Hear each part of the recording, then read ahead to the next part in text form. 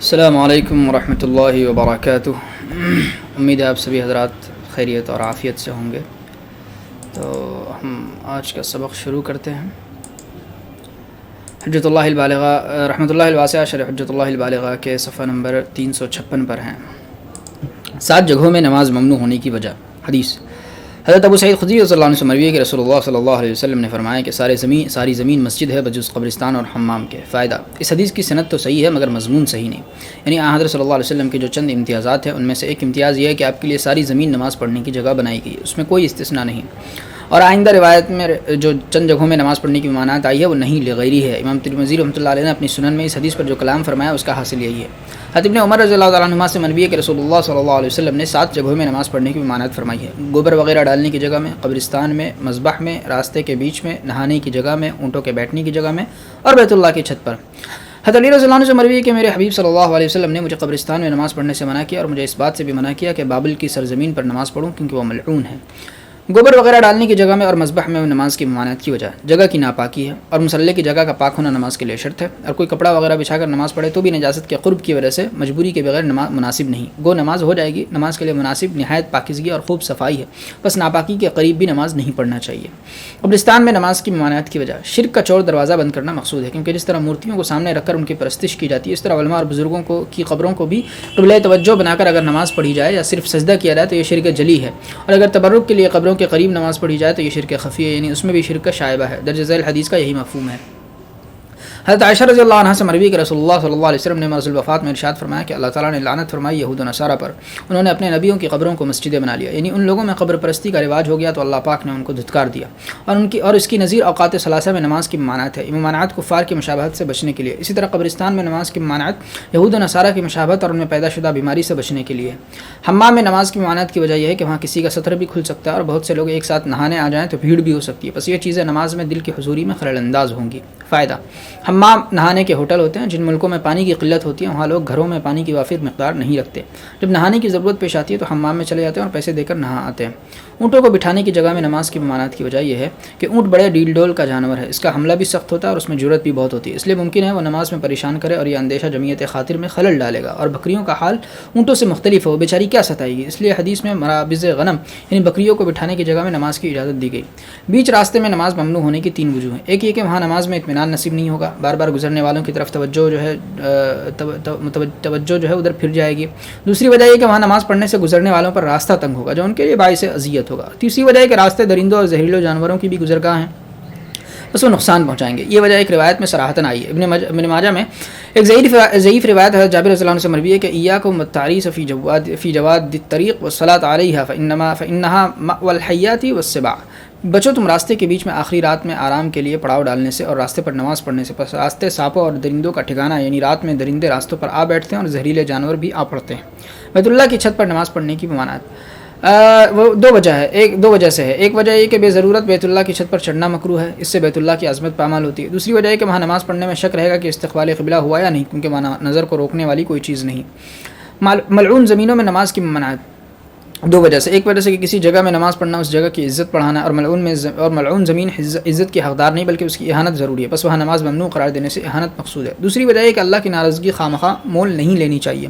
ملعون جگہ میں نماز پڑھنے میں احتمال ہے کہ اللہ پاک ناراض ہو جائے، بس اللہ کی ناراضگی کے اندیشے سے ایسی جگہوں سے دور رہنا ہی بہتر ہے۔ تبوک جاتے ہوئے جب آپ صلی اللہ علیہ وسلم ثمود کی بستیوں سے گزرے تو فرمایا لا تدخلوا مساکن الذین ظلموا انفسهم الا ان تکونوا باکین ان یصیبکم ما اصابهم، تباہ شدہ کافروں کی بستیوں میں داخل نہ ہو مگر روتے ہوئے، کہیں ایسا نہ ہو کہ تم کو بھی وہ عذاب پہنچے جو ان کو پہنچا تھا۔ پھر آپ نے سر پر کپڑا ڈالا اور سوار کو تیز ہانکا یہاں تک کہ اس میدان سے نکل گئے۔ باب نمبر 6 نمازی کا لباس۔ نماز میں لباس پہننا کیوں ضروری ہے؟ لباس انسان کا ایک امتیاز ہے، اس سے انسان حیوانات سے ممتاز ہوتا ہے، اور لباس سے مزین ہونا انسان کی بہترین حالت ہے۔ لباس میں طہارت کا پہلو بھی ہے، کیونکہ لباس سے فرحت و انبساط حاصل ہوتا ہے، اور لباس پہن کر نماز پڑھنے میں نماز کی تعظیم ہے، اور رب العالمین کی بارگاہ میں مناجات کے لیے باادب حاضری دینے کی حقیقت آشکارا ہوتی ہے۔ ننگا کسی کے سامنے پہنچ جانا بڑی بے ادبی شمار کیا جاتا ہے۔ لباس پہننا نماز سے قطع نظر ایک مستقل شرعی واجب ہے، اور اس طرح کلی اور ناک کی صفائی مستقل پاکیاں تھیں جن کو وضو میں شامل کیا گیا، اسی طرح لباس پہننے کو نماز کے لیے شرط ٹھہرایا گیا۔ اس کپڑوں کی موجودگی میں ننگے نماز پڑھنا درست نہیں، کیونکہ لباس نماز کی حقیقت کی تکمیل کرتا ہے۔ لباس کی 2 حدیں، واجب اور مستحب۔ شریعت نے لباس کی 2 حدیں مقرر کی ہیں، ایک حد واجب جس کے بغیر چارہ نہیں، یہ حد نماز کی صحت کے لیے شرط ہے، دوم حد مستحب جس کو اختیار کرنے کی ترغیب دی ہے، دونوں کی تفصیل درج ذیل ہے۔ لباس کی حد واجب من جملہ حد واجب دو شرمگاہیں ہیں، یعنی یہ دونوں حدوں میں سب سے زیادہ اہمیت کی حامل ہے، یعنی اصل ننگاپا یہی دو اعضاء ہیں، ان کا چھپانا سب سے زیادہ مؤکد ہے، اور مرد کی رانیں اور عورت کا سارا بدن سبیلین کے ساتھ ملحق کیا گیا ہے۔ دلیل نقلی، حدیث شریف میں ہے کہ الفخذ عورۃ، ران ستر ہے، اور علی رضی اللہ عنہ سے آپ صلی اللہ علیہ وسلم نے ارشاد فرمایا کہ لا تنظر الی فخذ حی ولا میت، نہ کسی زندہ کی ران کی طرف دیکھو اور نہ کسی مردہ کی ران کی طرف، اور گھٹنا ران کے ساتھ ملحق ہے، وہ بھی ستر ہے، کیونکہ گھٹنا فی نفسی کوئی عزم نہیں، وہ دو ہڈیوں کا سنگم ہے، ایک ران کی ہڈی دوسری پنڈلی کی ہڈی، بس مجموعے کو ران کا حکم دیا گیا۔ اور دلیل وہ روایت ہے جس میں آیا کہ ایک واقعے میں جب حضرت عثمان آئے تو حضرت صلی اللہ علیہ وسلم نے اپنا گھٹنا ڈھانک لیا، اور عورت کا سارا جسم ستر ہے۔ اس کی دلیل وہ حدیث شریف ہے جس میں فرمایا گیا کہ حائضہ عورت کی نماز قبول نہیں کی جاتی مگر اوڑھنی کے ساتھ، اور حائضہ سے مراد بالغہ ہے۔ اس حدیث سے ثابت ہوا کہ عورت کے سر کے بال بھی ستر ہیں، بس اس سے پورے بدن کا ستر ہونا مفہوم ہوا، اور چہرے، ہتھیلیوں اور پیروں کے پنجوں کا جو نماز میں کھلا رکھنا جائز ہے وہ ضرورت کی وجہ سے، ورنہ حجاب میں یہ بھی شامل ہے۔ حدیث شریف میں المرأۃ عورۃ فإذا خرجت استشرفها الشیطان، کہ عورت سراپا ستر ہے، بس جب وہ نکلتی ہے تو شیطان اس کو گھورتا ہے۔ اس حدیث میں کوئی استثناء نہیں، نیز بدقماش لوگ سب سے زیادہ چہرہ ہی گھورتے ہیں۔ دلیل عقلی، مرد کی رانیں عورت کا سارا جسم بشمول چہرہ اور ہاتھ و پیر محل شہوت ہے، اس لیے ان کو سبیلین کے ساتھ لاحق کیا گیا ہے۔ لباس کی حد مستحب، نیچے کی طرف گھٹنوں تک تو حد واجب ہے، ان سے نیچے کوئی حد مستحب نہیں، اور اوپر کی طرف پیٹ، سینہ اور مونڈھوں تک حد مستحب ہے، جسم کا یہ حصہ ڈھانپ کر نماز پڑھنا مستحب ہے۔ دلیل نقلی، حضرت ابو ہریرہ رضی اللہ عنہ سے مروی کہ رسول اللہ صلی اللہ علیہ وسلم نے فرمایا کہ ہرگز تم میں سے کوئی نماز نہ پڑھے ایک کپڑے میں کہ نہ ہو اس کے دونوں کندھوں پر اس میں سے کچھ، یعنی ایک ہی کپڑا ہو تو بھی اس سے کندھوں تک بدن کو چھپانا چاہیے، صرف لنگی کی طرح کپڑا باندھ کر نماز نہیں پڑھنی چاہیے۔ ایک دوسری بات میں کہ اگر کپڑا چھوٹا ہو تو لنگی کی طرح باندھ لے، اور کپڑے میں گنجائش ہو تو اس کے دونوں کناروں کو ادھر ادھر کر لے، یعنی گاتی باندھ لے۔ گاتی چادر یا دوپٹے کو کندھے کے اوپر لے جا کر سینے پر یا گردن کے پیچھے باندھنے کا ایک خاص انداز ہے۔ دلیل عقلی، لوگوں میں لباس کے معاملے میں بہت کچھ اختلاف ہے، کوئی اچکن پہنتا ہے، کوئی کرتا اور کوئی دو چادریں اوڑھتا ہے، مگر سب عرب و عجم اور معتدل مزاج والے اس پر متفق ہیں کہ آدمی کی عمدہ حیت اور کامل لباس یہ ہے کہ دونوں کندھے اور پیٹھ چھپی ہوئی ہو۔ فائدہ، قرآن کریم نے سورۃ الاعراف آیت نمبر 26 میں لباس کو انہی دو حدوں میں تقسیم کیا ہے۔ ارشاد پاک ہے یا بنی آدم قد انزلنا علیکم لباسا یواری سوآتکم وریشا، کہ اے بنی آدم ہم نے تم پر وہ پوشاک اتاری ہے جو تمہاری شرمگاہوں کو ڈھانکتی ہیں اور آرائش کے کپڑے اتارے ہیں۔ پھر آیت نمبر 31 میں ارشاد پاک ہے یا بنی آدم خذوا زینتکم عند کل مسجد، یعنی اے بنی آدم تم اپنی آرائش لے لو ہر نماز کے وقت۔ ان آیات سے معلوم ہوا کہ ایک حد تو وہ ہے جس کا ڈھانکنا واجب ہے اور وہ دو شرمگاہیں ہیں اور ان کے ملحقات ہیں، اور دوسری حد آرائش کا لباس ہے، یہ بھی نماز میں مطلوب ہے، اور اس کی حد صرف مونڈھوں تک نہیں، یہ تو ایک درمیانی صورت ہے۔ کامل آرائش یہ ہے کہ سر اور ٹخنوں کے اوپر تک جو بھی آرائش و زینت کا لباس ہے اس کو پہن کر نماز پڑھی جائے۔ کچھ لوگوں کا خیال ہے کہ کھلے سر نماز پڑھنا سنت یا مستحب ہے کیونکہ اس میں تذلل یعنی عاجزی اور فروتنی ہے جو نماز میں مطلوب ہے، نیز ٹوپی پہن کر نماز پڑھنا ثابت نہیں، ان حضرات کا یہ خیال صحیح نہیں، یہ قرآن کے مقابلے میں قیاس ہے۔ مذکورہ بالا آیات سے نماز میں تزین مطلوب ہونا ثابت ہوتا ہے، اور یہ عجیب بات ہے کہ امامہ باندھنا ثابت ہے اور ٹوپی کا تذکرہ بھی آیا ہے، پھر عام حالات میں تو آپ تزئین کے لیے یہ لباس زیبتاً فرماتے ہوں اور جب نماز کا وقت آتا ہے تو ان کو اتار کر نماز پڑھتے ہوں، یہ محض من گھڑت بات ہے، اور یہ خیال کہ اب تو کھلے سر رہنا ہی عام رواج ہے تو جاننا چاہیے کہ یہ ایک فیشن ہے، اس کا اعتبار نہیں، اعتبار اسلامی تہذیب کا ہے۔ نماز کے لیے کتنے کپڑے ضروری ہیں؟ جواب نبوی اور جواب عمر میں اختلاف اور اس کی توجیحات۔ حدیث حضرت ابو ہریرہ رضی اللہ عنہ سے مروی ہے کہ ایک شخص نے کھڑے ہو کر رسول اللہ صلی اللہ علیہ وسلم سے سوال کیا کہ ایک کپڑے میں نماز پڑھنے کا کیا حکم ہے؟ آپ نے فرمایا کیا تم میں سے ہر ایک کے پاس دو کپڑے ہیں؟ اس زمانے میں جواب یقیناً نفی میں تھا، پھر دو کپڑے نماز کے لیے کیسے شرط کیے جا سکتے ہیں؟ جواب نبوی کا حاصل یہ ہے کہ ضرورت کی وجہ سے ایک کپڑے میں یعنی صرف لنگی یا پاجامے میں بھی نماز درست ہے۔ پھر حضرت عمر کے دور خلافت میں کسی نے یہی سوال حضرت عمر رضی اللہ عنہ سے کیا، آپ نے فرمایا جب اللہ تعالیٰ نے وسعت کی تو تم بھی وسعت کرو، یعنی اب تنگی نہیں رہی، اللہ تعالیٰ نے وسعت فرما دی، بس لوگوں کو بھی وسعت کرنی چاہیے، ایک کپڑے میں نہیں بلکہ ایک سے زائد کپڑوں میں نماز پڑھنی چاہیے۔ اکٹھا کیا ایک آدمی نے اپنے اوپر اپنے کپڑوں کو، یعنی اس نے ایک سے زیادہ کپڑے پہنے نماز پڑھی، ایک آدمی نے لنگی اور چادر میں، لنگی اور کرتے میں، لنگی اور اچکن میں، پائجامہ اور چادر میں، پائجامہ اور کرتے میں، پائجامہ اور اچکن میں، جانگھیا اور اچکن میں، جانگھیا اور کرتے میں۔ ابو ہریرہ فرماتے کہ میں گمان کرتا ہوں کہ حضرت عمر نے فرمایا جانگھیا اور چادر میں، یہ ایک سے زیادہ کپڑے پہننے کی 9 صورتیں حضرت عمر نے بتلائی تھیں۔ تشریح، مذکورہ روایت میں جواب نبوی اور جواب فاروقی میں بظاہر تخالف نظر آتا ہے۔ شاہ صاحب نے اس کی 2 توجیہیں کی، ایک توجیہ شارح نے بڑھائی ہے۔ پہلی توجیہ ہے کہ حضرت صلی اللہ علیہ وسلم سے سوال لباس کی حد اول کے بارے میں کیا گیا تھا، اس لیے آپ نے اسی کا جواب دیا۔ جواب فاروقی میں لباس کی حد ثانی کی تفصیل ہے، یعنی نماز کی صحت کے لیے گو ایک کپڑا بھی کافی ہے مگر تجمل ایک سے زائد کپڑوں میں ہے۔ دوسری توجیہ احتمال یہ کہ حضرت صلی اللہ علیہ وسلم سے بھی سوال لباس ثانی کی حد کے بارے میں کیا گیا ہو جو مستحب لباس ہے، مگر آپ نے وہ جواب نہیں دیا، حضرت عمر نے دیا ہے، کیونکہ اگر آپ 2 کپڑوں کے بارے میں ارشاد فرماتے تو وہ مسئلہ بن جاتا اور تنگی ہو جاتی، جس کے پاس پاس 2 کپڑے نہیں ہیں وہ دل میں پریشانی محسوس کرتا ہے اور ایک کپڑے میں اس کی نماز کامل نہ ہوتی کیونکہ وہ اپنے گمان میں کامل لباس پہن کر نماز نہیں پڑھ رہا. حضرت عمر رضی اللہ تعالیٰ عنہ اپنے زمانے میں جانتے تھے کہ نزول شریعت کا زمانہ ختم ہو گیا اور وہ بھی جانتے تھے کہ نماز میں کامل لباس مستحب ہے, اس لیے آپ نے مستحب لباس کی تفصیل بیان فرمائی, باقی اللہ تعالیٰ بہتر جانتے ہیں. تیسری توجیہ, دونوں سوال مطلق ہو, یعنی لباس کی کسی معین حد کے بارے میں سوال نہ ہو تو پھر توجیہ یہ ہے کہ حضرت صلی اللہ علیہ وسلم نے اپنے زمانے کا لحاظ کر کے تنگی کے دور کا مسئلہ بتایا اور حضرت عمر رضی اللہ تعالیٰ عنہ نے اپنے زمانے کے لحاظ سے مستحب لباس کی تفصیل بیان کی ہے کیونکہ مفتی جواب میں زمانے کا لحاظ کرتا ہے. درج ذیل روایت میں حضرت ابن مسعود رضی اللہ عنہ نے بھی یہی فرق سمجھایا. حضرت ابی بن کعب رضی اللہ عنہ فرماتے تھے کہ ایک کپڑے میں نماز پڑھنا سنت ہے. ہم حضرت صلی اللہ علیہ وسلم کے ساتھ ایک کپڑے میں نماز پڑھا کرتے تھے اور ہم پر کوئی اعتراض نہیں کیا جاتا تھا. حضرت ابن مسعود رضی اللہ عنہ نے فرمایا کہ یہ بات اس وقت ہی ہے جب کپڑوں میں قلت تھی, اب جب کہ اللہ تعالیٰ نے گنجائش کر دی تو 2 کپڑوں میں نماز پڑھنا زیادہ اچھی بات ہے. فائدہ, اگر کوئی یہ سوال کرے کہ حضرت عمر رضی اللہ عنہ نے مستحب لباس 2 کپڑے بتائیں, اس سے تو ٹوپی کی خود بخود نفی ہو جاتی ہے. جواب یہ کہ حضرت عمر رضی اللہ تعالیٰ عنہ نے لباس میں عرف و عادت میں جو اصل کپڑے ہوتے ہیں وہی بیان کیے, جو تابع ہوتے ہیں جیسے ٹوپی جرابیں وغیرہ ان کا تذکرہ نہیں کیا. اور جانگیہ اگر پائجامے کے ساتھ ہے تو تابع ہے ورنہ وہ مستقل لباس ہے. نماز میں تزیین میں کمی مکروہ ہے. حدیث, حضرت ابن عباس رضی اللہ عنہما نے عبداللہ بن الحارث کو نماز پڑھتے ہوئے دیکھا, ان کے پیچھے چونڈا بندھا ہوا تھا. پس ابن عباس کھڑے ہو کر اس کو کھولنے لگے. نماز پوری کر کے ابن الحارث ابن عباس کی طرف متوجہ ہوئے اور کہا, آپ کو میرے سر سے کیا لینا تھا؟ ابن عباس رضی اللہ عنہ نے حدیث سنائی کہ رسول اللہ صلی اللہ علیہ وسلم نے فرمایا کہ اس کا حال اس شخص جیسا ہے جو مشقے کسا ہوا نماز پڑھ رہا ہو. اس حدیث میں کراہیت کی وجہ بھی سمجھائی گئی کہ جس طرح مشقے کسے ہوئے یعنی مونڈھوں کے پیچھے ہاتھ بندھے ہوئے نماز پڑھنا بھونڈاپن ہے, اسی طرح چونڈا باندھ کر نماز پڑھنے میں بھی تجمل کی کمی اور حیت اور ادب کے لباس میں ناتمامیت ہے, بس یہ بھی مکروہ ہے. تزیین اتنی بھی نہ ہو کہ نماز کھو دے. حدیث, حضرت عائشہ رضی اللہ عنہ سے مروی کہ رسول اللہ صلی اللہ علیہ وسلم نے ایک ایسی چادر میں نماز پڑھی جس میں پھول بوٹے تھے اور نماز میں آپ کی ان پر اچٹتی نظر پڑی. جب نماز سے فارغ ہوئے تو فرمایا, میری یہ چادر ابو جہم کے پاس لے جاؤ اور ان کی انجانی چادر لے آؤ. کیا یہ انجانی انجانی چادر لے آؤ, بس بے شک اس چادر نے مجھے غافل کیا ابھی میری نماز میں. حدیث, حضرت انس رضی اللہ عنہ سے مروی ہے کہ حضرت عائشہ رضی اللہ تعالیٰ عنہ کے گھر میں ایک پردہ تھا جس سے انہوں نے اپنے گھر کے ایک حصے کو ڈھانک رکھا تھا. آپ نے اس سے فرمایا کہ اپنا یہ پردہ ہم سے دور کرو, اس کی تصویریں برابر میرے سامنے آتی رہتی ہیں میری نماز میں.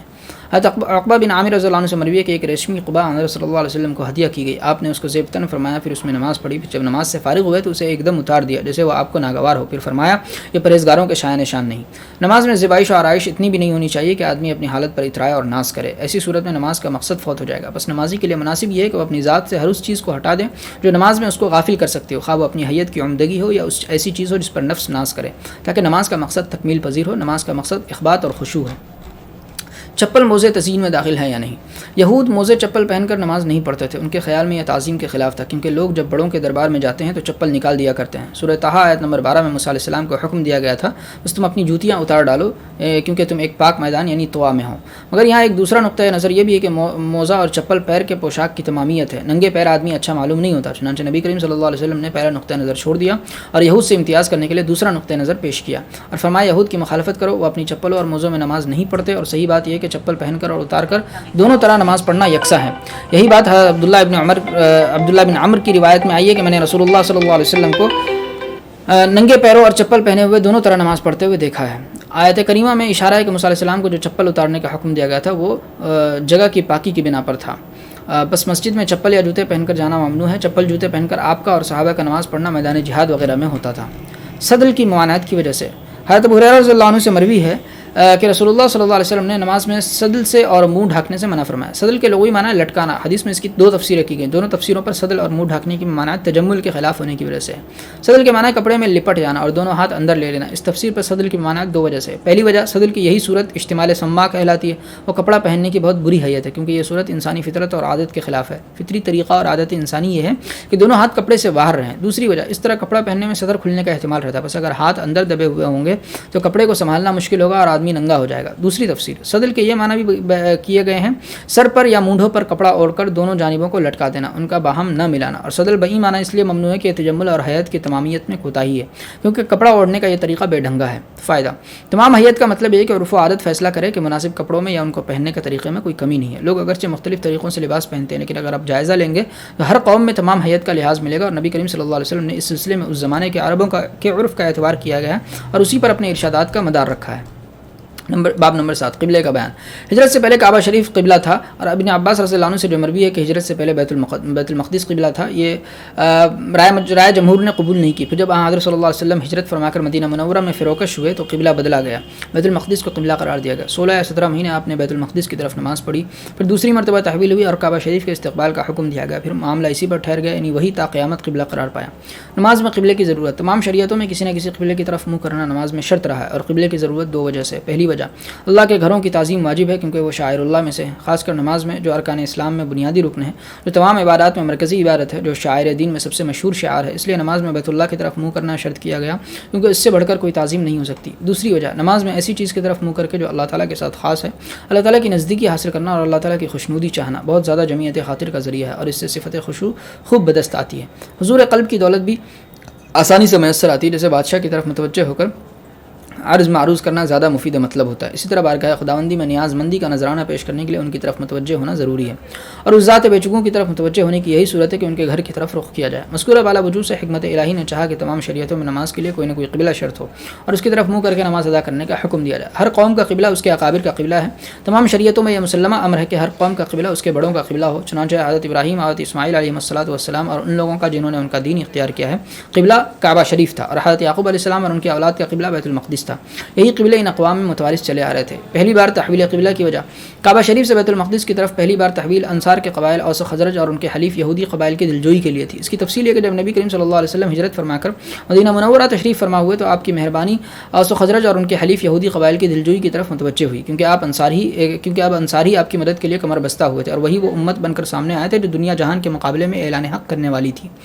آپ کا خاندان یعنی مضر قبائل اور وہ قبائل جنہوں نے مضر سے دوستی کی تھی آپ کے سب سے بڑے دشمن بن گئے تھے. چنانچہ آپ نے خوب غور و فکر کر کے بیت المقدس کو قبلہ تجویز فرمایا اور نماز میں اس کی طرف منہ کرنے کا حکم دیا.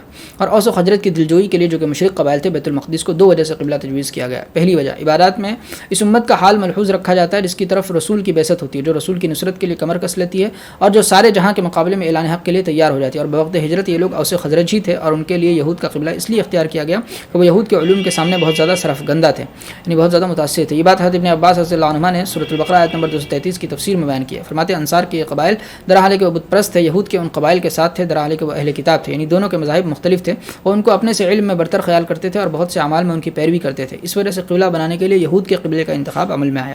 دوسری وجہ، بعد کی شریعت سابقہ برحق شریعت کی باتوں کو اپناتی ہے بشرطے کہ وہ بات از قبیل تحریف یا تعمق نہ ہو. اس کا فائدہ یہ ہے کہ اتمام حجت میں آسانی ہوتی ہے اور دل اس بات پر زیادہ مطمئن ہوتا ہے. اور بیت المقدس کا قبلہ ہونا یہود کی تحریف یا تعمق نہیں تھا بلکہ وہ برحق قبلہ تھا. اس لیے جب کسی مصلحت سے عارضی طور پر دوسرا قبلہ اختیار کرنا پڑا تو یہود کا قبلہ اختیار کیا گیا. وہی لوگ اس وقت آسمانی کتاب کے حامل اور تورات پر عامل تھے. کوئی دوسری ملت ایسی نہیں تھی جس کا قبلہ اپنایا جاتا. دوسری اور آخری بار تحویل قبلہ کی وجہ، پھر اللہ تعالیٰ نے اپنے دین کو مضبوط کیا اور شریعت محمدیہ کا جو اصل قبلہ تھا اس کی طرف نماز میں منہ کرنے کا حکم دیا. اور اس کی صورت یہ ہوئی کہ پہلے اللہ تعالیٰ نے رسول اللہ صلی اللہ علیہ وسلم کے دل میں یہ بات ڈالی کہ مصلحت کے موافق اور قوانین تشریع سے زیادہ اہم بات یہ ہے کہ اس امت کا قبلہ کعبہ شریف ہو. چنانچہ آپ اس کی آرزو سے بار بار آسمان کی طرف دیکھتے تھے اور جبرائیل علیہ السلام کا انتظار کرتے تھے کہ وہ یہ حکم لے کر آئیں. پھر ثانیاً یعنی بالآخر قرآن کریم میں یہ حکم صراحتاً نازل کیا گیا. اور کعبے کو اس امت کا دائمی قبلہ بنانے کی وجہ یہ ہے کہ نبی کریم صلی اللہ علیہ وسلم عرب میں مبعوث ہوئے تھے اور عرب ملت اسماعیلی پر عمل پیرا تھے. اللہ تعالیٰ کے علم ازلی میں 2 باتیں تھیں، ایک یہ کہ عرب ہی آپ کے دین کے مددگار ہوں گے، وہی آپ کے بعد روئے زمین پر حق کا اعلان کریں گے اور وہی آپ کی امت میں آپ کے جانشین ہوں گے. دوسرے یہ کہ یہود میں سے بس برائے نام ہی کچھ لوگ ایمان لائیں گے.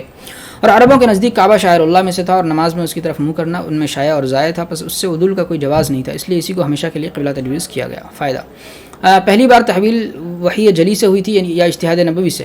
حضرت حسن بصری اکرمہ اور ابو العالیہ کے نزدیک جو تینوں اکابر تابعین میں سے اجتہاد و رائے سے تحویل ہوئی تھی جو حکماً وحی ہے. شاہ صاحب نے اسی کو اختیار کیا، مگر جمہور کے نزدیک وہ تحویل بھی حکم اللہ کے حکم اور وحی سری سے ہوئی تھی، اگرچہ وہ وحی غیر مطلوع تھی. اور آیت پاک وَمَجْعَلْنَا الْقِبْلَةَ الَّتِي كُنْتَ عَلَيْهَا کے اشارے سے جمہور ہی کی رائے قرین ثواب معلوم ہوتی ہے. اگرچہ جعلنا میں اسناد کی توجیہ کی جا سکتی ہے کہ گفتہ اللہ بود کے قبیل سے ہے، مگر حقیقت مجاز سے اولا ہے. پھر جب یہ سوال پیدا ہوا کہ جب رائے عالی بدلی اور اس امت کے لیے کعبے کا قبلہ ہونا مصلحت سے زیادہ آہنگ نظر آیا تو آپ نے اجتہاد سے قبلہ کیوں نہیں بدلا، وحی کا انتظار کیوں کیا؟